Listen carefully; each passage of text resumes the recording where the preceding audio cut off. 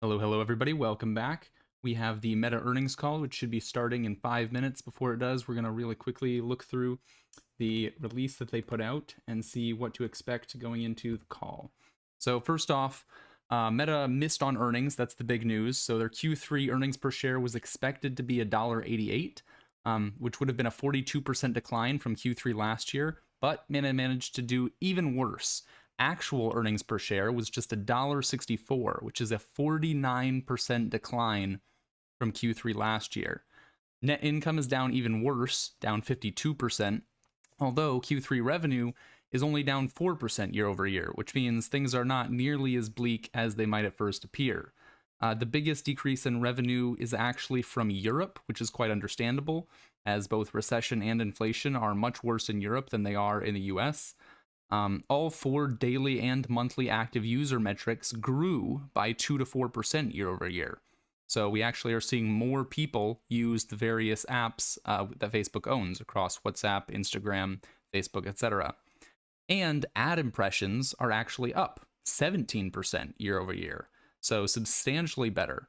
What's driving that 4% drop in revenue, despite the increased number of users and despite the increased ad impressions, is an 18% decrease in average price per ad, which reflects, among other things, a slowdown in finance, crypto, and insurance advertisers, as was also mentioned yesterday in Alphabet's earnings call. So that's sort of expected. Costs and expenses were up 19% year over year, which is why net income and earnings are down much more than revenue. The biggest contributing factor to that is an increase in expense of almost $3 billion of extra R&D money as Meta pursues big investments into virtual reality, which, despite all the mocking, I'm not necessarily convinced is necessarily a bad investment on their part. The company actually looks pretty strong to me. They're growing in their ad impressions. They're learning to monetize Reels better. They're getting more users. And I did buy a little of it just a few minutes ago. I don't think the stock price is necessarily at the bottom. Probably not. But it's cheap enough to make me nibble. All right, let's look through their earnings a little bit more. Here you can see these are the active user numbers. So family and Facebook, two different ways that Facebook measures daily active users. Kind of the family active users is kind of a weird number, but it is still an important metric. As you can see, family daily active users up 4%, monthly active users also up 4%, daily Facebook active users 3%, and monthly up 2%. So, more people using it on a monthly basis, but even the people who already were using it are also using it more frequently. That's why you have this difference. The monthly is up 2%, but the daily is up 3%. That's very interesting. It's sort of the opposite of what you see in something like game engagement, right? Yesterday, when Google was talking about Google Play, they were saying that in the gaming segment, they saw decreased user engagement. Well, Facebook is actually seeing the opposite of that. People are actually slightly more engaged on Facebook, which is interesting. And here we have the ad impressions, right, up 17% year over year. That is extremely impressive because that's much higher than the active user numbers, right? That means they're actually showing more ads. And I expect that a decent portion of that is just the fact that they're learning to monetize Reels better. And that advertisers are learning to monetize Reels better, right? Because as short form video is still a relatively new format. Not every advertiser knows how to make short term video ads. So versus last year, more companies now are making short-term ads, which means there are more advertisers bidding on those ad spots within Facebook Reels. So that's good for Facebook. And I think, once we see a sort of a rebound in the finance and crypto space, I'm not saying that's going to happen soon, but at some point, right? So the finance industry will recover, investment banking, will pick up somewhat, and generally we'll see finance advertisers start spending more again. Finance in general is one of the highest spending niche categories for advertising. So when that happens, I think you're going to see a pretty strong pop in Meta earnings, which will be fantastic. Meta earnings and revenue, you'll see both of them pop. All right, the earnings call should be starting. Give me 1 second to switch over the feed here. Just a moment. Nope, not yet. Have not started yet. Let's go back. Take a look at advertising revenue by user geography. So this is what I thought was especially interesting, right? From Q3 2021 until Q3 2022, US and Canada is down, but it's down very slightly, right? It's the biggest segment, but it's only down from just over 13 billion to about 12.77 billion. The bigger drop actually is Europe, right? Europe was at 8.2 billion and now it's at 5.7 billion. So despite being only half the size of the US segment, its drop is substantial, right? It's huge, in fact. And so that really is this main driver of why revenue is decreasing. In addition to, advertisers in the finance space pulling back. Those two things. Revenue by user geography. Let's go forward. Here we go. Reality Labs revenue. Basically nothing. So making a lot of big bets, on this coming up. Reality Labs is sort of the coverage for a lot of the virtual reality stuff that Meta is doing. They're going to keep putting billions and billions of dollars into that. We'll see how that goes. All right, I'm going to go back again. Let's see if they've started the call. Nope, still no. Still waiting on them. All right. Come back again. Expenses as a percentage of revenue. See, they're going up. You can see general and administrative, it has gone up slightly. So we're at 12%. Part of that's going to be just the streamlining operation, right? As they're cutting people, there's sort of a one-time expense every time you fire someone. If you're letting recruiters go, that also is going to incur an expense in a short term, even though you're saving money in a longer term by not hiring as much. You're also, converting people from one task to another, just like we saw on Alphabet. They were sort of focusing in on a few core areas, making sure that they're putting people on tasks that are most productive. Facebook is sort of doing a similar thing, right? They're putting a lot of engineers that were doing other things onto working on VR. And so that shifting about means that they're going to incur a little bit of extra G&A expense. So that to me makes sense that they're going up a little bit here. Marketing and sales, this has gone up. This is a little bit odd to me. I would imagine that part of this is advertising to try to get advertisers on board for Reels. And I would imagine that part of it is just inflation. Only 2% or only, 2% up from where we were before. It makes a little bit of sense. Research and development, obviously that's the big, huge expense here, right? It was at 22% of revenue Q3 last year. Now it's at 33%. So we're really ramping up that reinvestment. The cost of revenue is pretty much the same, up 1% in terms of cost on revenue. And that could come from electrical operation probably, right? They have to run servers, that takes electricity, been a lot of inflation in electricity, so that's probably where that 1% comes from. All right, let's go back again, see if they've started the call. Give me just a moment here. Lines have been placed on mute there we to go. prevent any background noise. After the speaker's remarks, there will be a question and answer session. If you would like to ask a question, please press the 1, then the number 4 on your telephone keypad. This call will be recorded. Thank you very much. Ms. Deborah Crawford, Meta's Vice President of Investor Relations, you may begin. Thank you. Good afternoon and welcome to Meta Platforms' third quarter 2022 earnings conference call. Joining me today to discuss our results are Mark Zuckerberg, CEO, and Dave Wehner, CFO. Susan Li, VP of Finance, and our incoming CFO, and Marnie Levine, Chief Business Officer, are also on the call and will join Mark and Dave for the Q&A portion. Before we get started, I would like to take this opportunity to remind you that our remarks today will include forward-looking statements. Actual results may differ materially from those contemplated by these forward-looking statements. Factors that could cause these results to differ materially are set forth in today's press release and in our quarterly report on Form 10-Q filed with the SEC.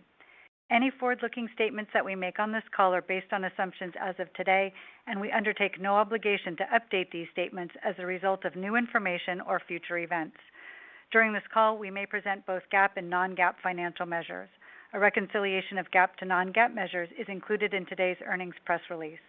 The press release and an accompanying investor presentation are available on our website at investor.fb.com. And now I'd like to turn the call over to Mark. Hey everyone, thanks for joining today. Our community continued to grow this quarter. We now reach more than 3.7 billion people monthly across our family of apps. And while we continue to navigate some challenging dynamics of volatile macroeconomy, increasing competition, ad signal loss, and growing costs from our long-term investments, I have to say that our product trends look better from what I see than some of the commentary I've seen suggests.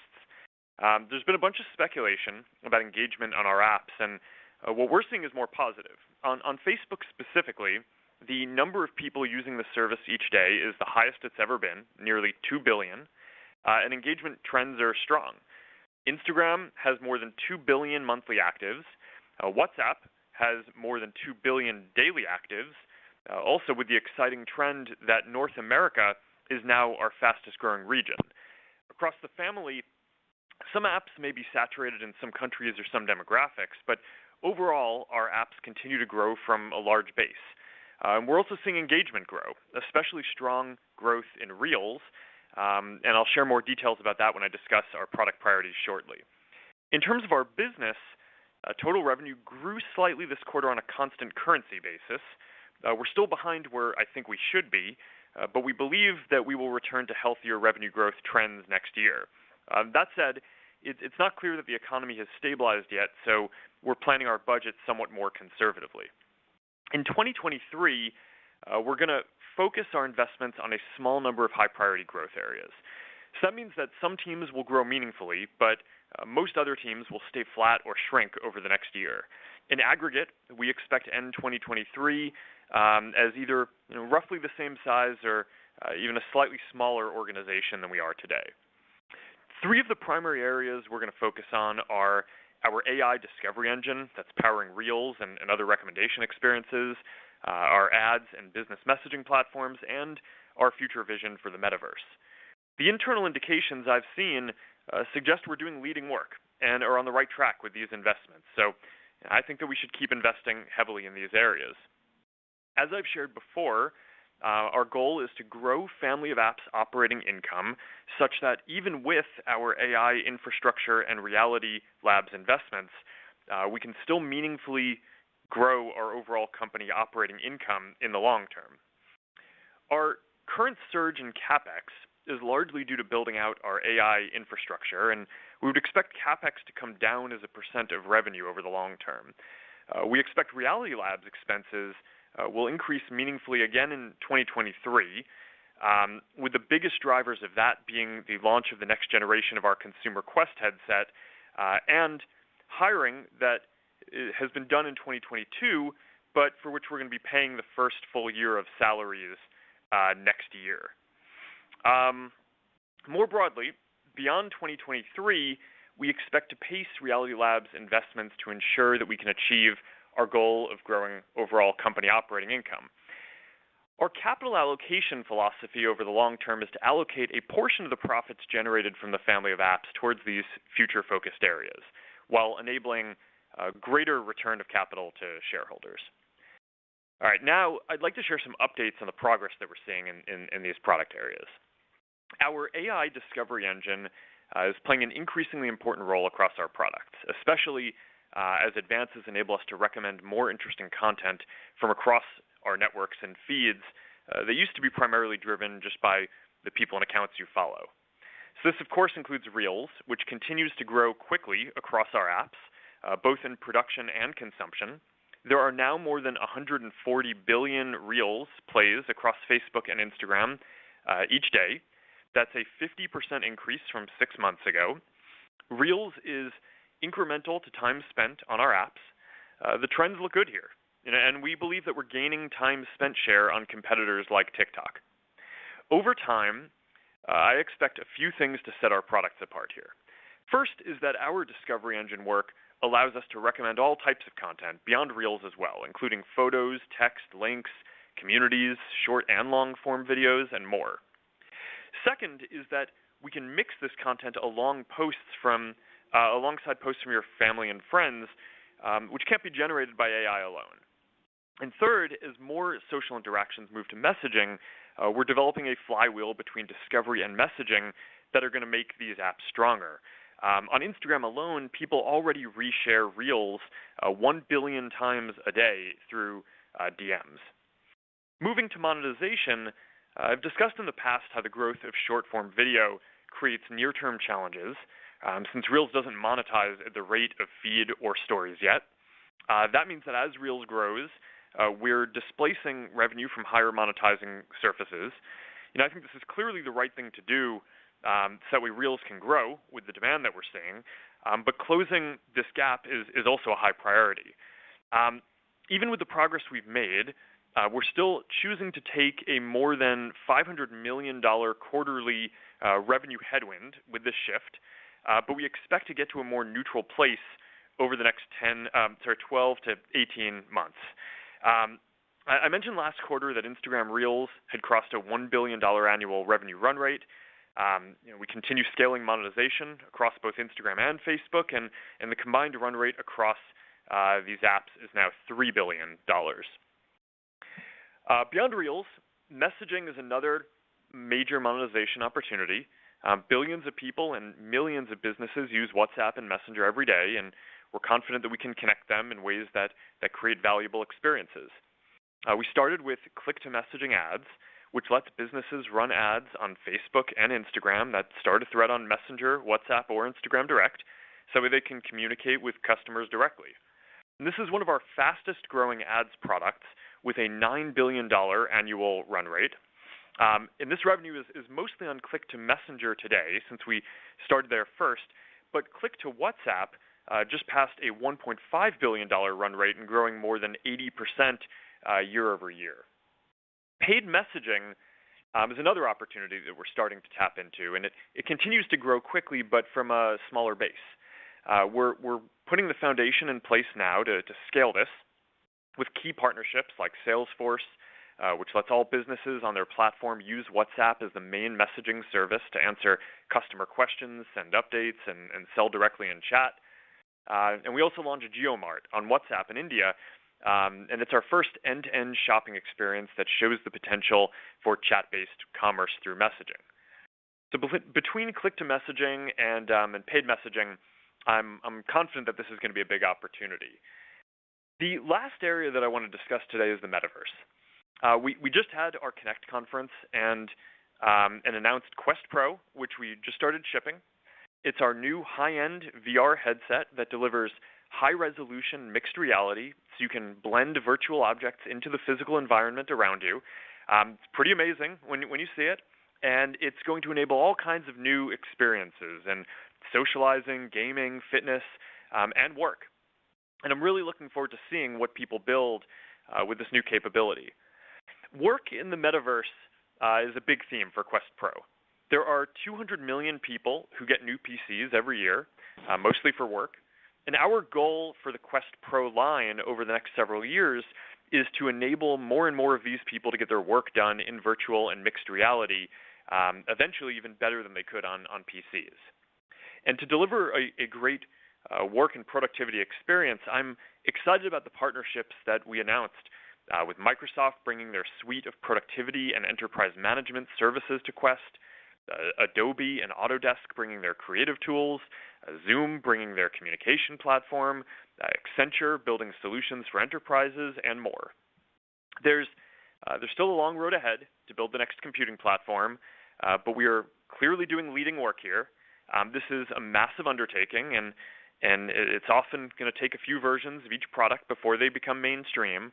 But I think that our work here is going to be of historic importance and create the foundation for an entirely new way that we will interact with each other and blend technology into our lives, as well as the foundation for the long term of our business.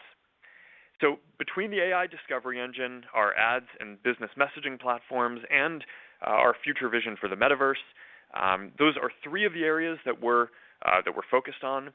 I believe that the tougher prioritization, discipline, and efficiency that we are driving across the organization will help us navigate the current environment and emerge an even stronger company.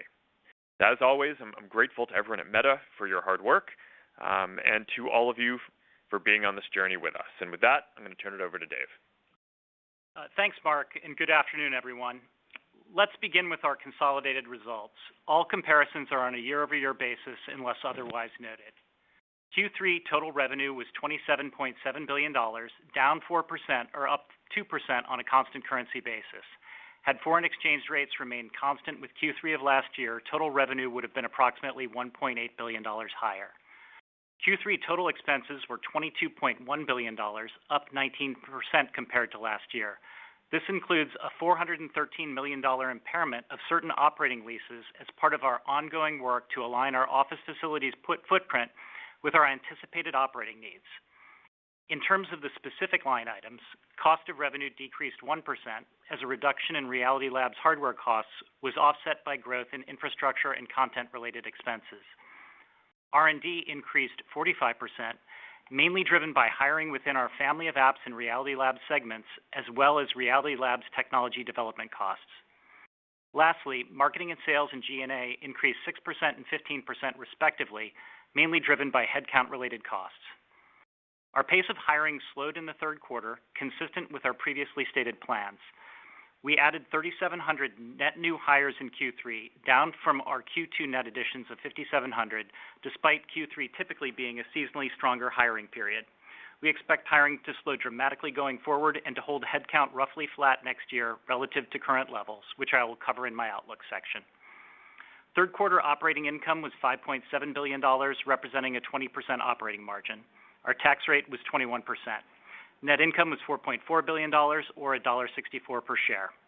Capital expenditures, including principal payments on finance leases, were $9.5 billion, driven by investments in servers, data centers, and network infrastructure. Free cash flow was $173 million.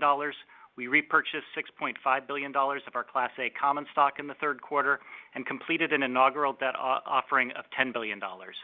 We ended the quarter with $41.8 billion in cash and marketable securities. Moving now to our segment results. I'll begin with our Family of Apps segment. Our community across the Family of Apps continues to grow. We estimate that approximately 2.9 billion people used at least one of our Family of Apps on a daily basis in September, and that approximately 3.7 billion people used at least one on a monthly basis. Facebook continues to grow globally and engagement remains strong. Facebook daily active users were 1.98 billion, up 3% or 54 million compared to last year. DAUs represented approximately 67% of the 2.96 billion monthly active users in September. MAUs grew 48 million or 2% compared to last year. Q3 total Family of Apps revenue was $27.4 billion, down 4%. Q3 Family of Apps ad revenue was $27.2 billion, down 4%, but up 3% on a constant currency basis. Consistent with our expectations, the headwind to year-over-year growth from Apple's ATT changes diminished in Q3 as we lapped the first full quarter post the launch of iOS 14.5.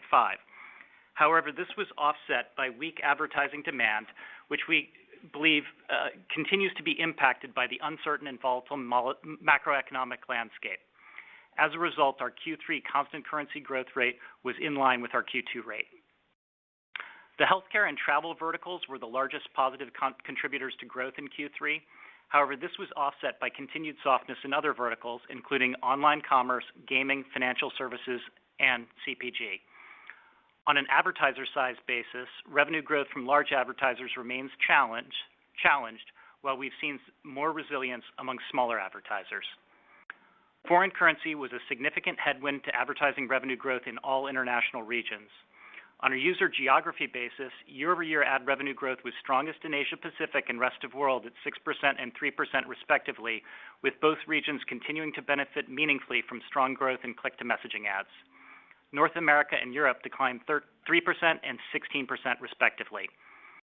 In Q3, the total number of ad impressions served across our services increased 17%, and the average price per ad decreased 18%. Impression growth was driven by Asia Pacific and rest of world.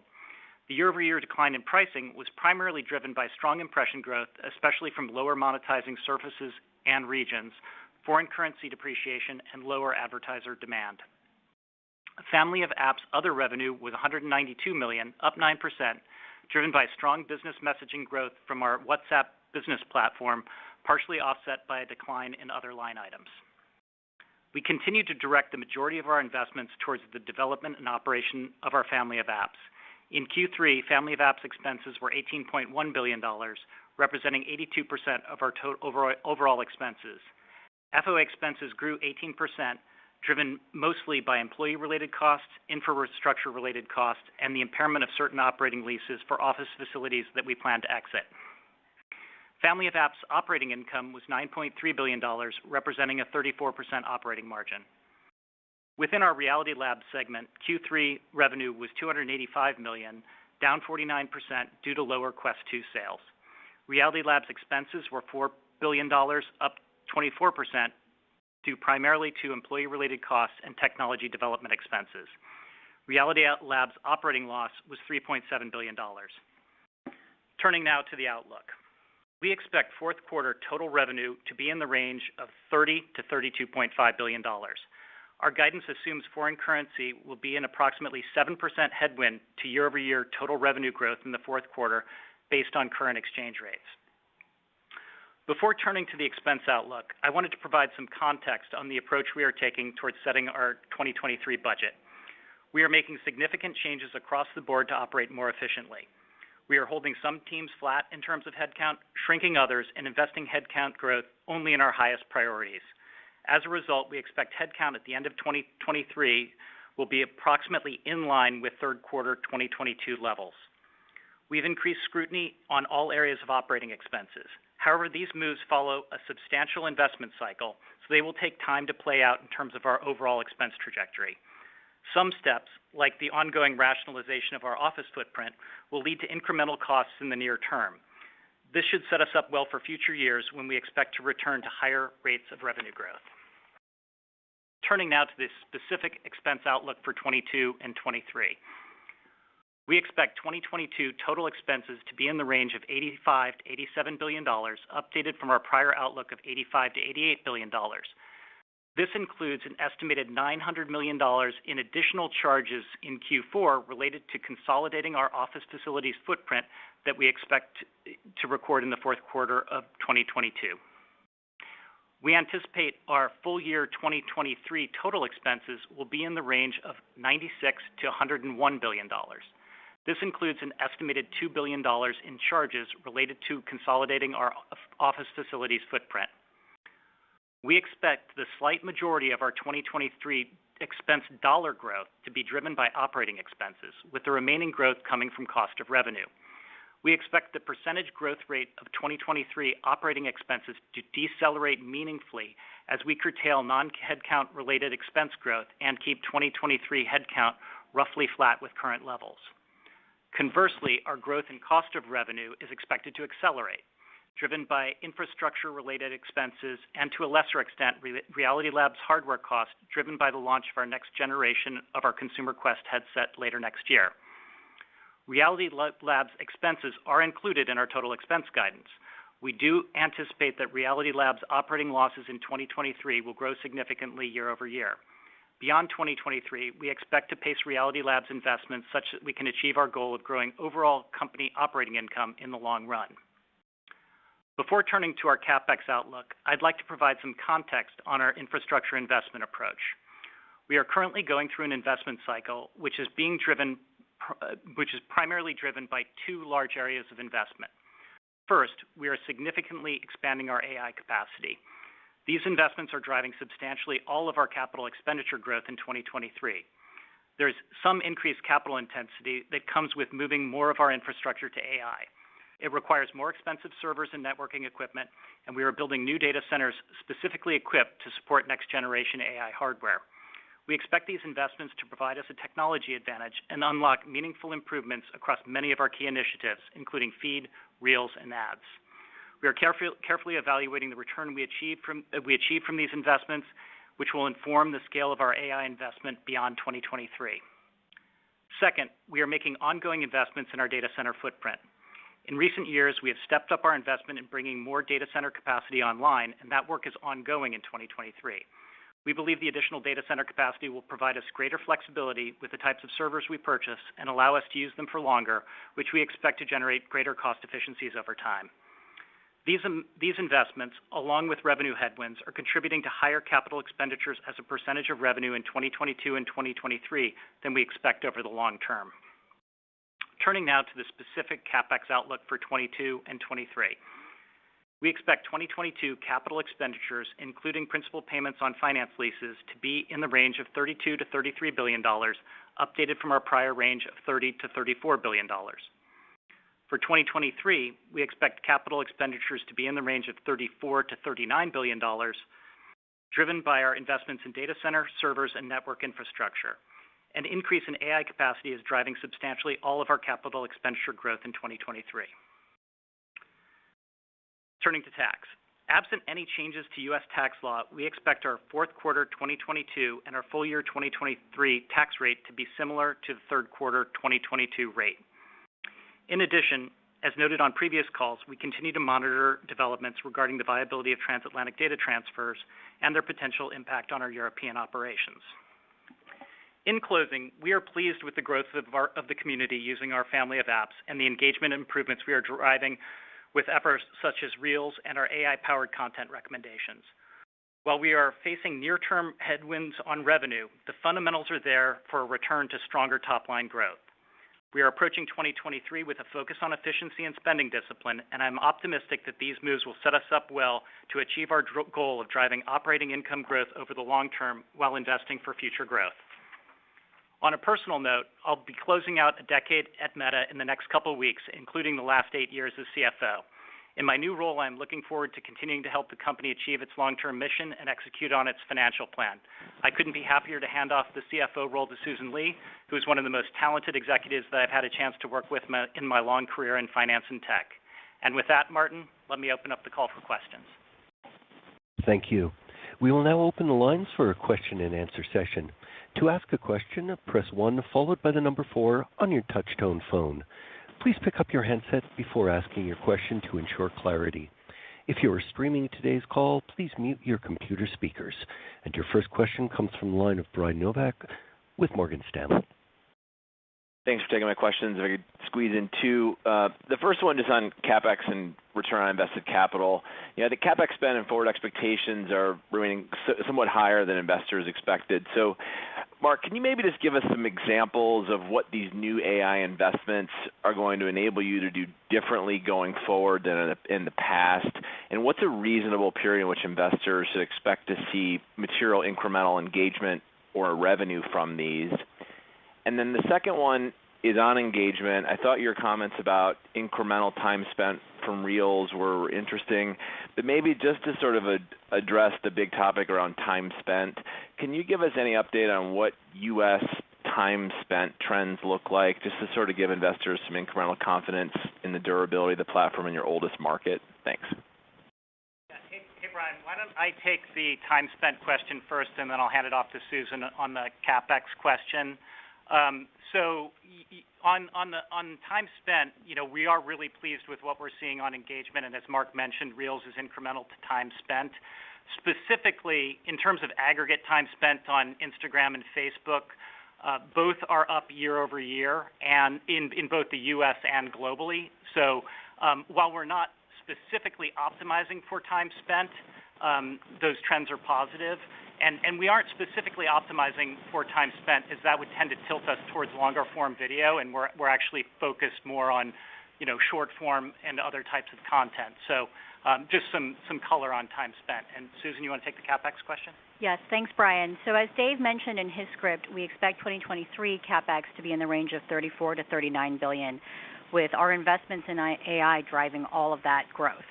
We're very focused on evaluating the ROI of our AI investments, and that'll inform our level of future spend. But so far, we've seen continued strong impact on our recommendations products from advancing developments in our AI work.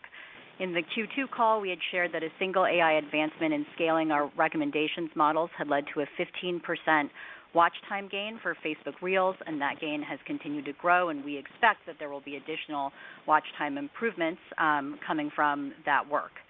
On the ad side, we're also continuing to roll out more AI and ML improvements in some of the new ads offerings, and we're encouraged by all of the early examples that we've seen. So this is something that we'll be watching very closely. We think we're early in this journey, but our level of CapEx investment will depend on the returns that we generate through these investments in AI. And if we generate significant engagement and revenue gains, we'll continue investing here. And if we don't, we'll pace our spending accordingly. Your next question comes from the line of Mark Shmulik with Bernstein. Yes, hi. Thanks for taking my question. A couple of them. Mark, the first one, you kind of mentioned in your opening remarks that you expect to get back to kind of revenue growth in 2023. Any color you can share on kind of the key drivers behind that and how much of that is, macro-driven versus some of these initiatives that you guys are working on. And then secondly, for Susan, as we think about kind of, the operating expense guidance, into 2023, I know historically, those numbers have tended to skew a bit conservative. How much conservatism is baked in there, and how much flexibility is there to kind of, toggle some of those expenses depending on the health of core? Thank you. So, Mark, it's Dave. I'll take the first question. Obviously, we're continuing to see, significant, macro headwinds in the business. We do think there's a big cyclical factor here, so some of it is just going to depend on the broader economy and recovery that we see. But we're continuing to make progress in a number of areas in terms of growth, and Mark cited one of those, which is click-to-messaging ads, which has been a solid grower. It's a $9 billion revenue run rate today, and we're continuing to make good progress on click-to-messaging ads as a driver. That's especially been important in some of the developing markets. And overall, we're focusing on a number of areas to grow revenue as we get through this tough cycle. And we're seeing progress on a number of fronts, but it's going to depend to some extent on what the overall macro climate is like. We're not going to be facing as significant headwinds next year from the Signals point of view, as we are now, lapping the big changes that were made on the iOS platform. So that's going to also not factor in as strongly in our growth rates next year. And I'll take that second question on next year's OpEx guide. One thing I'd point out first is just next year's guide includes an estimated $2 billion in 2023 expenses that are one-time charges as part of our office facilities consolidation as we continue to rationalize our real estate footprint. We also expect a little over half of our expense dollar growth in 2023 to come from OpEx, with the rest coming from cost of revenue. On the OpEx side, the growth in 2023 OpEx is primarily driven by headcount-related costs from employees that we've already hired through 2022, and those hires have primarily been concentrated in technical and more senior roles. So we expect, the slowdown in payroll growth in 2023 will be the result of the slowdown in headcount growth overall. As we mentioned, we expect to end 2023, with headcount roughly flat to where we are now. And on the cost of revenue side, we expect, the growth rate of cost of revenue to accelerate in 23, driven by the increased depreciation that we're seeing play through from the big CapEx investments that, we've made so far, and then as well as from Reality Labs with the launch of the next generation of the Consumer Quest headset later next year.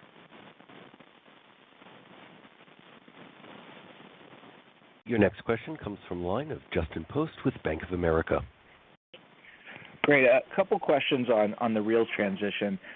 When you think about that business and people coming to the site, do you think, how does it compare to the news feed as far as repeat rates or retention? And are you a little worried that it's a little less proprietary than your prior content? And then second, I think there are a lot of questions on CapEx. Just wondering if the build here for this year and next is one time to kind of get your capabilities in place, and then maybe you can go back to kind of a mid-teens level as a percentage of revenue, or is just the transition in the business just a higher capital intensity business? Thank you. So, Justin, on the Reels transition, as Mark noted, it is incremental to time spent, so we are seeing a benefit from Reels to contributing to overall engagement on the platform. And it's, contributing to healthy engagement dynamics. And I'd say that coupled with our recommendation engine, which is also, increasing engagement on the platform, are both promising trends on the engagement front. From a monetization perspective, we are still working to close the gap between Reels and Feeds and Stories, but it's going to take, time before Reels becomes a tailwind to revenue. As Mark mentioned, we're on about a $3 billion run rate today, but Reels was still, negative overall to revenue by about $500 million in the quarter. So, we expect that it should be a tailwind to the business eventually, and we're sort of saying that's probably in the 12 to 18 month time frame. But overall, we're pleased with the impact that Reels has on the business, specifically on the engagement front. And on your second question about the CapEx guide, I would really think about our CapEx investment as kind of the AI and non-AI components. On the AI side, which really is driving all of the CapEx growth in 2023, we will be pacing that future investment on the basis of the returns that we're able to see and measure. So frankly, we're hopeful that there will be a big opportunity to invest more here because we expect that this will be a high ROI area of investment for us. On the non-AI side, a lot of that spend is in ongoing investments on our data center footprint, where we had stepped up our investment in recent years to build sort of ahead of our anticipated capacity needs, and that work continues in 2023. We do expect this component of our CapEx spend to become more efficient over time, and we're actively looking for more efficiencies there. So I don't know that we are benchmarking to an exact number on the combination of those two things. The future intensity, I think, is going to depend on the returns that we generate through those increased AI investments. Yeah, and maybe I'll just add some color on how I'm seeing this too, just because the Reels and Discovery Engine work is such a big part of what we're spending our time and energy on right now. I think that there are two comparisons to the things that we've done in the past year that are worth anchoring on. For Reels monetization specifically, anytime we've had a new format, like when we added stories, or even before that when we were primarily on desktop and we shifted to mobile feed, we sort of had this dynamic where we focused on increasing engagement and growing demand for the product. But while that was happening, monetization efficiency for the new format lagged behind kind of the news feed or mobile news feed compared to stories for some period while that was ramping up. And while it's really hard for us to answer questions now that are like, what is the eventual monetization efficiency going to be? It's really hard to predict that in advance. What I can say is that I think on stories, we've ended up achieving something that was way greater than what we even hoped to achieve at the time, right, in terms of where we thought that stories could net out. And a lot of the progress that we've been making on Reels monetization so far has been at a clip that we've been pretty happy with. So, obviously we want to close the monetization gap as quickly as possible. We want this to be a tailwind, not a headwind. I think we're going to get there. But I think we've gone through a few of these transitions, and I think that'll just take some time. On the engagement side, in terms of how incremental this is, the basic way to think about this is you have a set amount of inventory across the system. There's content from family and friends, which is quite differentiated and valuable, and accounts that you follow. But now there's this whole larger corpus that we can use AI to effectively understand what the content means and understand individually what you might be interested in, and just have access to a much bigger corpus of content to put into your feeds and increase engagement. And we're seeing that start to work already and be incremental in terms of having more people use the services, having them spend more time, having them spend, just engage more in feeds overall. So that part of things we think is going well. We think we should be able to continue driving results. Some of the results already have been due to some of the AI investments and infrastructure that we've made. If our bets are correct, then the AI CapEx that we're bringing online should be able to drive incremental engagement. That's pretty meaningful there.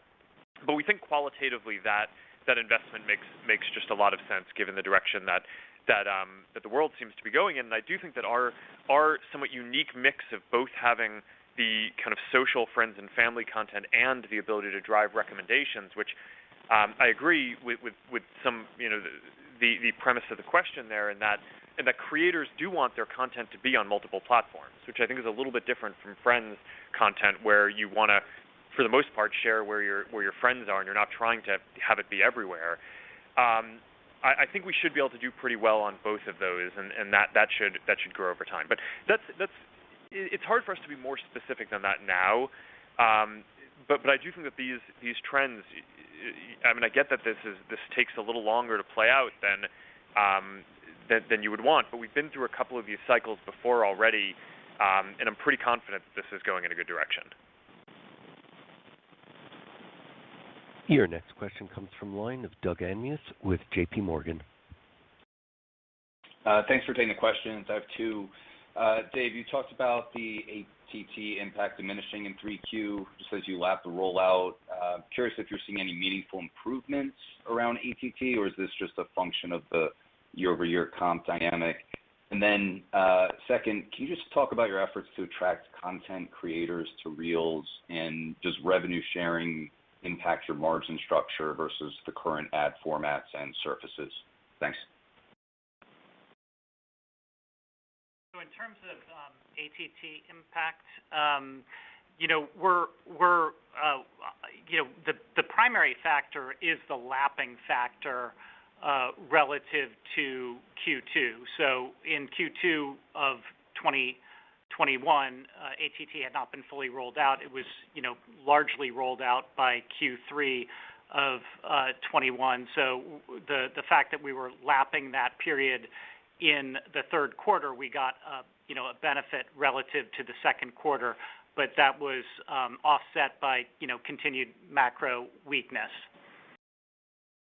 In terms of the efforts to attract content creators, and specifically as it relates to the overall cost structure, we don't anticipate that that's going to have a meaningful impact to the cost structure, and obviously it's factored into our expense guidance.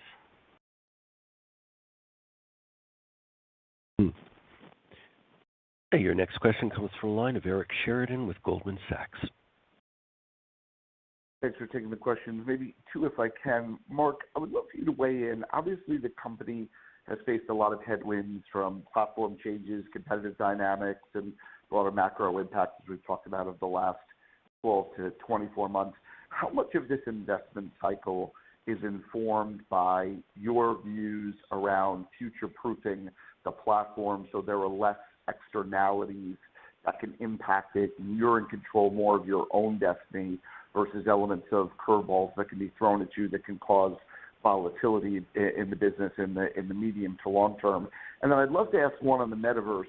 Understood on the investment cadence for the metaverse for the next couple of years. Even if qualitatively, how should investors think about the revenue opportunity over the next 3 to 5 years, split between the hardware opportunity and the non-hardware opportunity as you see it as the metaverse evolves?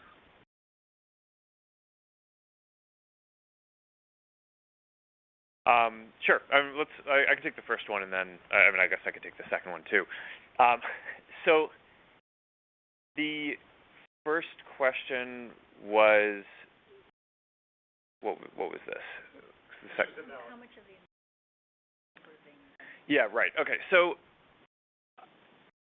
I think that that's a factor, but it's not the primary thing that's driving it. So on the business side, I think certainly you see dynamics like what Apple has done with ATT and continues to do in some ways with the policy that they announced yesterday, which are obviously big risks and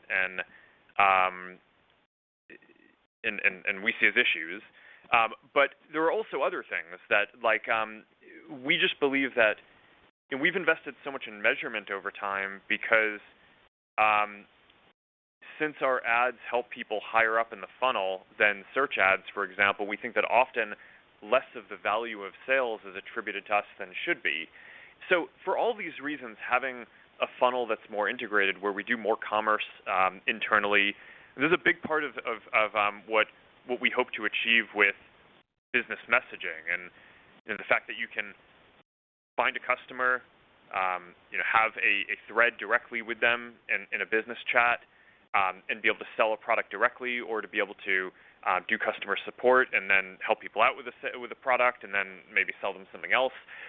That kind of integration, I think, is going to be valuable very broadly in terms of making sure that the value that we're creating for businesses and consumers can be more efficiently measured and attributed to our services.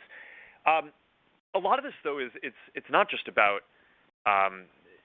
fortifying against outside threats. A lot of this is just you can build new and innovative things by when you control more of the stack yourself. So I mean, in the metaverse sense, a lot of the things that we're trying to enable, right? This feeling of presence, which in a lot of ways is sort of the ultimate social experience.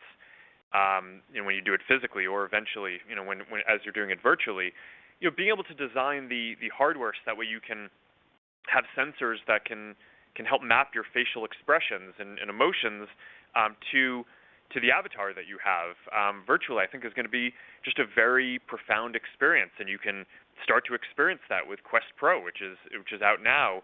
And it's just not clear if we weren't driving this forward that anyone else would be. So I think that sort of integration and innovation is really helpful. Similarly, I think the fact that we can create a lot of the business and commerce platform around our messaging platform products, but then link to them from Facebook and Instagram, creates some unique experiences that I think would be very hard to create otherwise as well, just in terms of having that kind of full loop in the product. So I think that like enabling more experiences, I think, is really the primary driver, and then the sort of fortification against external risks is certainly a strategic advantage over the long term, but probably not the only reason why we're doing this. Your next question comes from the line of Youssef Squali with Truist. Great, thank you very much.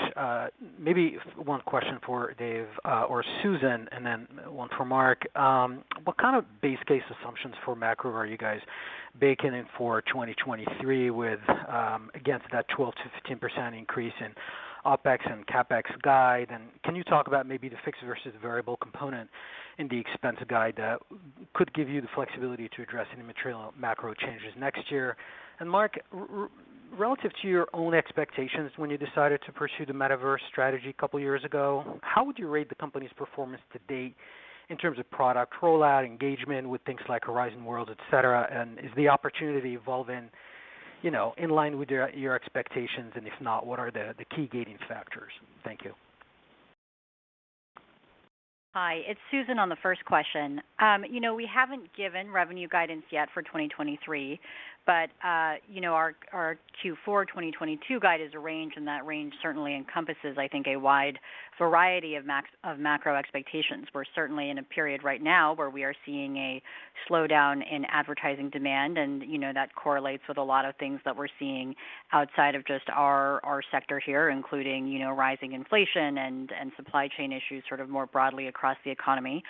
So, with that in mind, we have undertaken a 2023 budget process that has applied higher scrutiny to, almost all of the areas of our very broad investment portfolio, and we have taken what is an intentionally more conservative approach to our budget and our anticipated growth.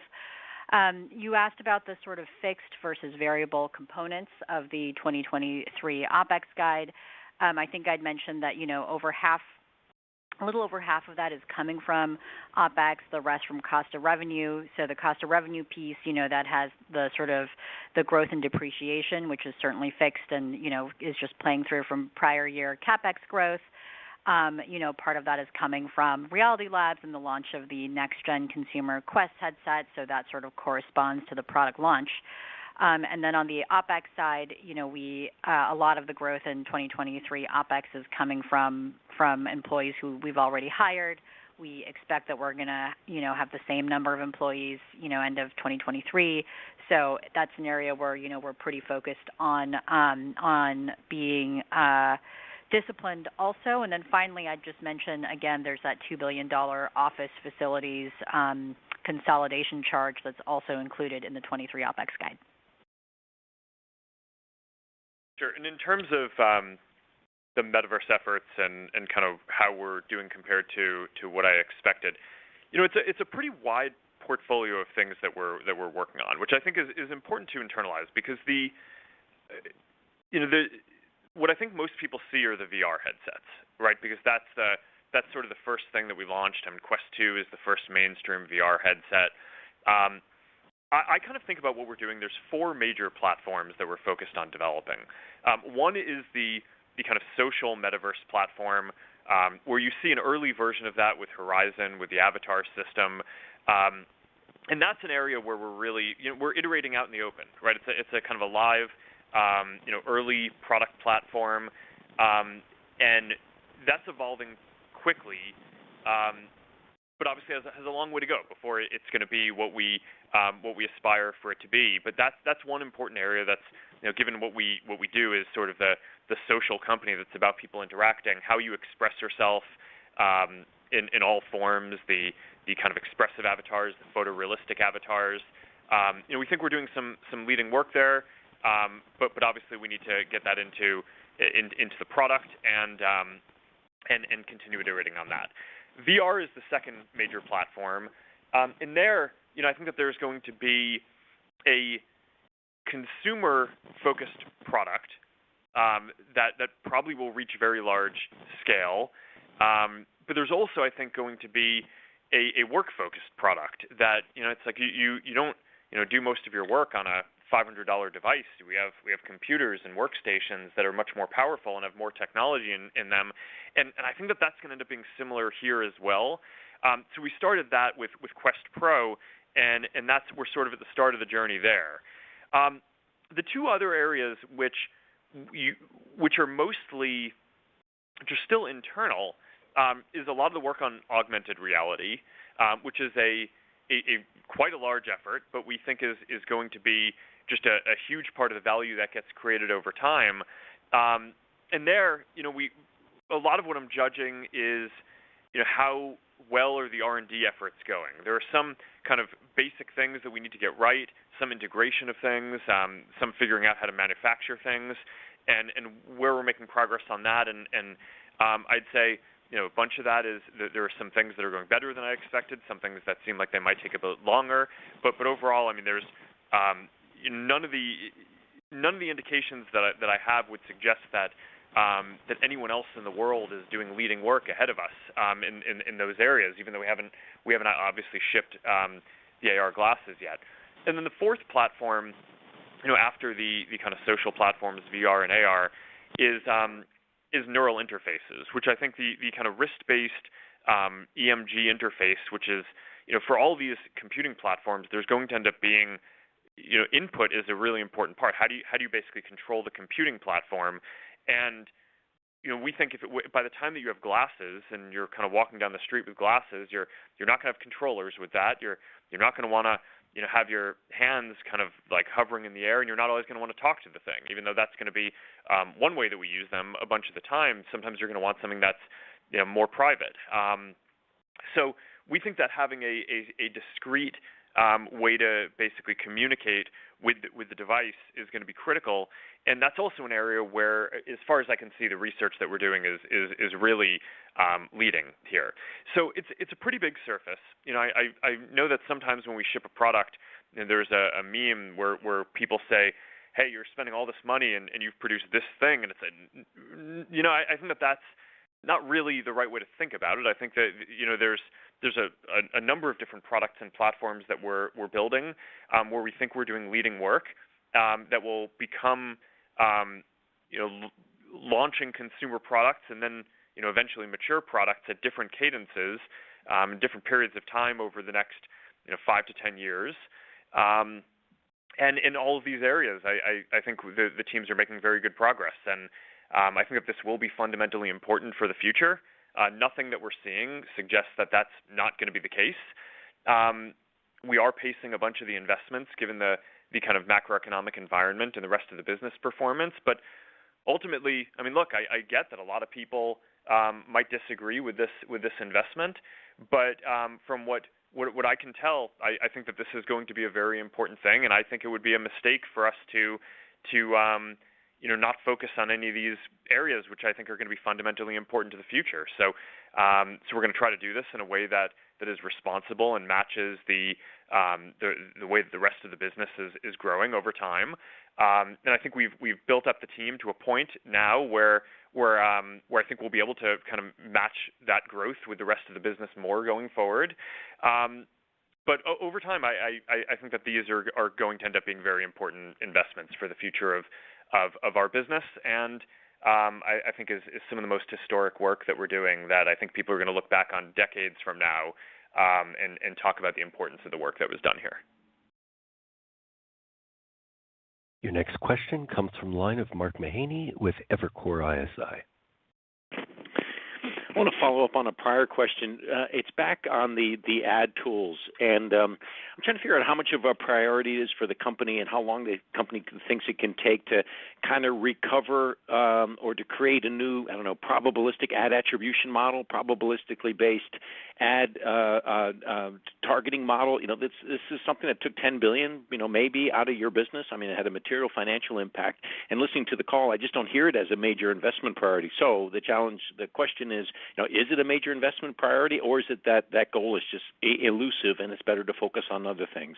Thanks a lot. Hi, Mark. I'll take this question. We have continued our broader work to rebuild meaningful elements of our ad tech so our system can improve performance and measurement and we've been making investments in the short and the medium term and over the long term. In the short and the medium term, what we've been very focused on is evolving our ad system by growing on-site conversions with products like lead ads and ads that click to message. And we're continuing to make investments in AI, machine learning to improve measurement, targeting, and delivery. We have been pleased with our progress that we've made this quarter to help advertisers improve performance, targeting, and measurement. I would be remiss if I didn't talk about how AI and ML is really helping advertisers. One example of this is Advantage+ Shopping. We launched it in August. It's a product that's enabled by machine learning that helps clients test, learn, and optimize their campaigns faster.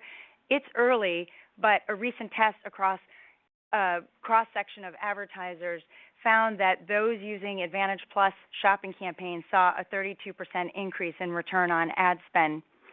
Over the longer term, we're focused on investing in privacy-enhancing technologies, both our own portfolio of solutions, but also working with the industry to do that. And all of this is in the spirit of investing in this technology to help advertisers get more value. Great. Thanks, Marnie. Operator, we have time for one last question. Thank you. That will come from the line of Brent Thill with Jefferies. I think kind of summing up how investors are feeling right now is that there are just too many experimental bets versus proven bets on the core. And I'm curious if you can just add more color why you don't feel these are experimental. You feel like they pay off. There's obviously a lot of focus on the investment side, and I think everyone would love to hear why you think this pays off.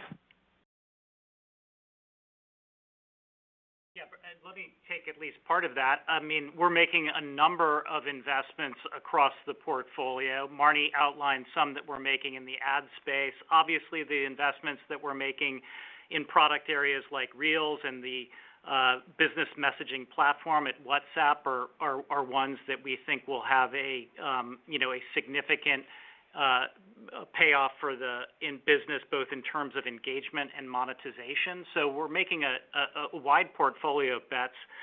Still the majority of our spending is directed towards our family of apps investment, and those are across both engagement and monetization, leveraging AI in many cases, and we're making good progress on those fronts. And then leveraging as well what is today, a fairly under-monetized resource in terms of our messaging platforms, building more scale around those as being a source of future revenue growth. We've already proven it out with our business, our click-to-message ads with a $9 billion business today, but we think we can build a substantial-sized business around paid messaging, which will complement that as well. So, I think we've got a lot of bets across the family of apps portfolio, in addition to the work that we're doing on Reality Labs and the metaverse. Yeah, I'd just say that there's a difference between something being experimental and not knowing how good it's going to end up being. But I think a lot of the things that we're working on across the family of apps we're quite confident that they're going to work and be good. The Reels work, the Discovery Engine work, all the ads work on Signals, the business messaging work. We can't tell you right now how big they're going to scale to be.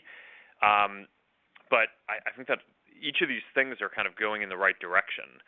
Obviously the metaverse work is a longer term set of efforts that we're working on, but I don't know. I think that is going to end up working too. So, yeah, I think that there are a number of different. There are a lot of things going on right now in the business and in the world, and so it's hard to have like a simple. We're going to do this one thing, and that's going to solve all the issues. I mean, there's macroeconomic issues. There's a lot of competition. There's ads challenges, especially coming from Apple, and then there's some of the longer term things that we're taking on expenses because we believe that they're going to provide greater returns over time. And I think we're going to resolve each of these things over different periods of time. And I appreciate the patience, and I think that those who are patient and invest with us will end up being rewarded. Just adding to what Mark just said, it is a challenging time for advertisers, and what they are focused on, given the economic uncertainty, is getting a strong return on investment. Going back to the family of apps and services, Reels continues to be the fastest growing format on Instagram and Facebook, and it is a great way for people to discover new interest creators and connect with businesses.